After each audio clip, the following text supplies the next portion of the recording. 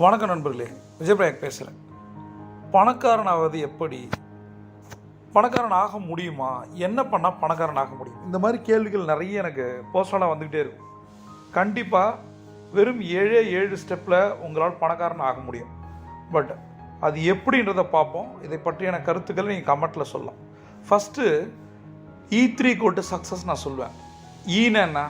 Energy, excitement, enthusiasm. E1, E2, E3 excitement, energy and enthusiasm.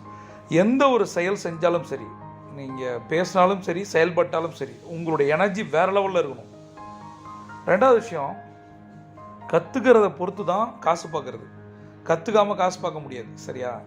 Learn to learn, இதுதான் success secret. Learn to learn, L2L அப்படின்னு சொல்லுவாங்க. நிறைய கற்றுக்கணும். கற்றுக்கிறது எப்படின்னு கற்றுக்கணும். இது ரொம்ப ரொம்ப முக்கியம். மூணாவது விஷயம், பொதுவாக மார்க்கெட்டில் என்ன நடக்குது, ட்ரெண்டிங் என்ன இப்போ என்ன மார்க்கெட்டில் பீக்கில் இருக்குது, சரி, மார்க்கெட்டில் என்ன சேலஞ்சஸ் இருக்குது, என்ன ப்ராப்ளம் இருக்குது, அதை ஐடென்டிஃபை பண்ணணும். ஏன்னா மார்க்கெட்டில் தான் நம்மளுடைய பொருளையோ சர்வீசஸையோ கொண்டு வர போகிறோம் இல்லையா? அப்போ மார்க்கெட்டில் என்ன நடக்குதுன்னே தெரியாமல், அந்த ட்ரெண்டிங் தெரியாமல், மார்க்கெட்டுக்கு இதுதான் பிரச்சனைன்னு தெரியாமல் நாம் எப்படி நம்மளுடைய ப்ராடக்டை இறக்க முடியும்? சரியா? ரைட். இப்போ நம்ம என்ன கற்றுக்கணும்? இதுதான் பிரச்சனைன்னு கண்டுபிடிச்சிட்டோம். இதுக்கு நிறைய டைம் எடுத்துக்கணும். இப்போ விக்ரம் மூவி ஒரு 500 கோடி ரூபா கலெக்ட் பண்ணியிருக்குன்னு வச்சுப்போம். அது எடுத்து கௌதன் பண்ணியிருப்பாங்களா? ஸ்கிரிப்ட் முக்கியம் இல்லை. ஸ்கிரிப்ட்லேருந்து, காஸ்டிங்லேருந்து, பிராண்டிங்லேருந்து ஒரு படம் ஒரே நல்ல ஃப்ளாப் ஆகலாம் இல்லை? ஒரு படம் 500 கோடி 1000 கோடி சம்பாதிக்கலாம். நீங்கள் எந்த அளவுக்கு திட்டமிடுறீங்க எல்லாமே இருக்குல்ல. எந்த நடிகர்களை போடணும், மியூசிக்லேருந்து யாரை ரிசோர்ஸை உள்ளே கொண்டு வரணும், எப்படி பிராண்ட் பண்ணணும், எவ்வளோ இன்வெஸ்ட் பண்ணணும், எங்கெங்கே செலவு பண்ணணும், எவ்வளோ விஷயங்கள் இருக்குது. அந்த படத்தையே நீங்கள் ஒரு கேஸ் ஸ்டடியாக எடுத்துக்கலாம். Same like business. அதோட முதலீடு எவ்வளோ இருக்கும்? அதிகபட்சம் 150 கோடி இருக்கும். அதை கலெக்ட் பண்ணது 500 கோடி. 350 crores ப்ராஜெக்ட், சரியா? 350 crores ப்ராஜெக்டில் ப்ராஃபிட். அப்போ யோசிச்சு பாருங்கள், 150 கோடியை போட்டு 350 கோடி ரூபா ப்ராஃபிட் அப்படின்னா எத்தனை மாதத்தில்? அது எவ்வளோ நாள் எடுத்துருப்பாங்க? 1 year வச்சிங்க, சரியா? 365 1 yearல 350 கோடி ப்ராஃபிட்னா எப்படி? இது ஒரு லாஜிக்காக நான் சொல்கிறேன். அப்போ நீங்கள் மார்க்கெட்டில் இருக்கிற அந்த ப்ராப்ளத்துக்கான சொல்யூஷனை டிசைன் பண்ணணும், சரியா? இதுதான் இந்த ப்ராப்ளத்தை ஐடென்டிஃபை பண்ணிட்டீங்க. டைம் எடுத்துங்க. 3 மாதம் 6 மாதம் 1 வருஷம் கூட எடுத்துங்க. அதுக்கப்புறம் படம் ஸ்கிரிப்டிங்கில் எவ்வளோ நாள் இருக்குது, அதுக்கப்புறம் ஷூட்டிங்கில் எவ்வளோ நாள் இருக்குது, அதுக்கப்புறம் போஸ்ட் ப்ரொடக்ஷனில் எவ்வளோ நாள் இருக்குது, அதுக்கப்புறம் தான் ரிலீஸ் ஆகுது. இதுக்கு நடுவில் பிராண்டிங் வேறு டைம் இருக்குது, எவ்வளோ விஷயங்கள் இருக்குது. அப்போ அந்த 350 கோடிக்கு எவ்வளோ உழைப்பு இருக்குது பின்னாடி, இதை எடுத்துக்கணும். நம்மளாலையும் இந்த மாதிரி 100 கோடியோ 200 கோடியோ 300 கோடியோ சம்பாதிக்க முடியும், சரியா? அதுக்கு நம்ம என்ன பண்ணணும்? நம்ம டிசைன் பண்ண வேண்டியது சொல்யூஷனை, ப்ராடக்ட் அண்ட் சர்வீசஸ் இல்லை.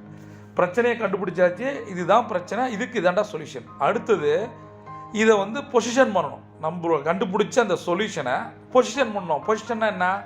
நம்மளுடைய ப்ராடக்ட் சர்வீசஸை மார்க்கெட்டில் உட்கார வைக்கணும், கொண்டு போய். எப்படி? அதுக்கு தான் சேல்ஸ் அண்ட் மார்க்கெட்டிங் ரொம்ப முக்கியம், சரியா? விக்ரம் படத்தை எடுத்துக்கிட்டிங்கன்னா அதற்கான சேல்ஸ் அண்ட் மார்க்கெட்டிங் என்ன? அட்வர்டைஸ்மெண்ட் நீங்கள் பார்த்துருப்பீங்க. கமலா இருக்கட்டும், லோகேஷ் கனகராஜா இருக்கட்டும், என்ன பண்ணாங்கன்னு பாருங்கள், சரியா? தனித்தனியாக எத்தனை இன்டர்வியூ, சரியா? எவ்வளோ இன்டர்வியூஸ், எல்லா ஊரும், இந்தியா ஃபுல்லாக எல்லாம் போய், வெளிநாடுகளுக்கெல்லாம் போய் அதை மார்க்கெட் பண்ணாங்க. ஆட்டோமேட்டிக்காக அதுக்கு ஒரு பிராண்டிங் வேல்யூ கிடச்சிருச்சு. எதுவுமே நான் ஒரு ப்ராடக்ட் எடுத்துட்டேன், நான் பெரிய பெரிய நடிகர்களை வச்சு பண்ணிட்டேன், கதை சூப்பராக இருக்குது, எல்லாம் சரியாக வந்திருக்கு அப்படின்னு நம்ம தூக்கி மார்க்கெட்டில் அந்த ப்ராடக்டை போட்டிருந்தோம் அப்படின்னா இந்த அளவுக்கு ப்ராஃபிட் வந்திருக்குமா? தெரியாது. அப்போ நான் எப்பயுமே சொல்லி கொடுக்குற அந்த QSPP டெக்னிக், அந்த ஒரு டெக்னிக்கை நீங்கள் யூஸ் பண்ணாலே கொடி சொன்னாலும். Q for quality, best quality, the best quality.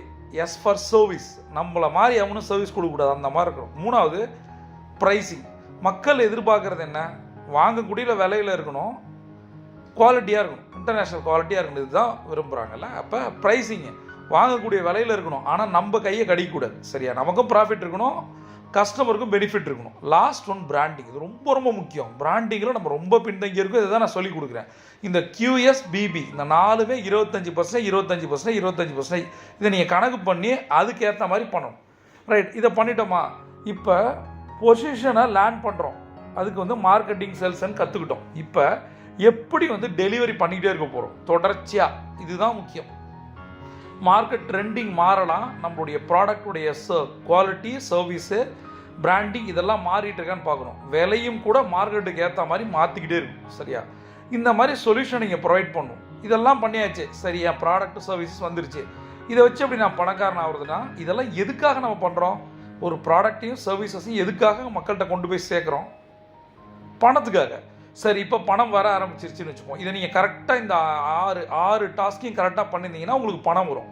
ஒவ்வொன்றும் டைம் எடுத்துங்க. ஒவ்வொன்றுக்கும் 1 மாதம் கூட எடுத்துக்கலாம், தப்பே கிடையாது. ஒரு 2 மாதம் எடுத்துக்கலாம், 3 மாதம் கூட எடுத்துக்கங்க. இப்போ ப்ராடக்ட் உடனே வந்து மொக்கையாகணும்னு அவசியமே கிடையாது. எவ்வளோ டைம் எடுக்கிறீங்களோ அந்த அளவுக்கு அதோட ப்ராடக்டோடைய ப்ளஸ் மைனஸை அனலைஸ் பண்ண முடியும், ரைட்? இதில் இந்த QSBB வச்சு இன்னொரு டெக்னிக் நான் உங்களுக்கு சொல்லித் தருவேன். உங்களோட காம்படிட்டர்ஸை எப்படி பீட் பண்ணுறது, இதே தான். அவங்களுடைய குவாலிட்டி என்ன, உங்களோட சர்வீசஸ் என்ன, உங்களோட ப்ரைஸிங் என்ன, அவங்களுடைய பிராண்டிங் என்ன, இதனால் அவங்க எப்படி பண்ணுறாங்க, அதை கம்பேர் பண்ணி நீங்கள் பண்ணிங்கன்னா நீங்களும் ஜெயிச்சிருவீங்க, ரைட்?